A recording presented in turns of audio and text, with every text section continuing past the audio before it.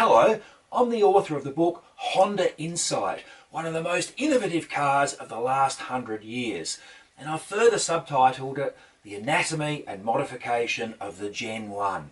So it's a book about the first Honda Insight that was released in the late 1990s. I've ended up with 3 of them, and one of them I've done a lot of work to. I've had a lot of cars over the years, so why do I like the Honda Insight? Well, it's such an incredible design. It was such a risky design, and in many ways it was a risky design that failed in the marketplace. So what was risky about it? Well, it was an all aluminium and plastic car. Honda, we know for the NSX as an aluminium car, or the Insight used a lot of those same technologies. It was also a car with the lowest drag coefficient of any car released at that time, any car sold to the public. So in addition to having a low drag coefficient, CD value, it's also a small car, so it had a small frontal area. Those 2 aspects made it incredibly slippery. It used a 3-cylinder engine that was designed just for that car, a 1-litre 3-cylinder, and it also had a 10 kilowatt electric motor. It was a hybrid. It was one of the world's first hybrids. What was the result of that slipperiness, that lightness, and that innovative powertrain? The best fuel economy in the world, to a massive amount.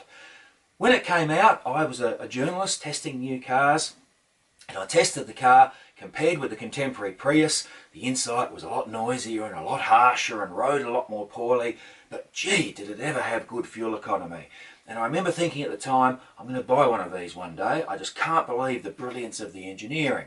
And time passed, because they didn't sell very many in any market in which they sold them, which included Japan and the UK and the US and Australia. They didn't sell very many.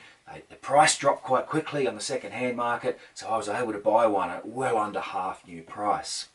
So I had this innovative car, and then I thought I might start modifying it.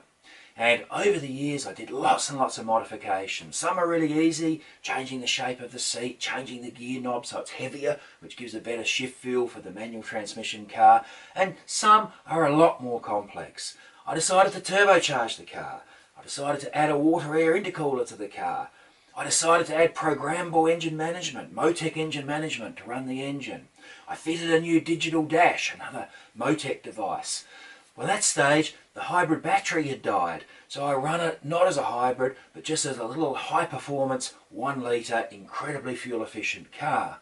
But I never liked the ride or handling much, so I thought, what would give the best results? What about air suspension? So I fitted it with a custom air suspension, which has complete computer control, changes ride height as you go faster, changes roll stiffness by flicking a switch on the dash. It's a fascinating car. In the book, I cover its background. I've got some of the new car pamphlets. I compare it with the NHW10 Prius, which was its contemporaneous equivalent from Toyota, and of course the Prius has gone on to be spectacularly successful.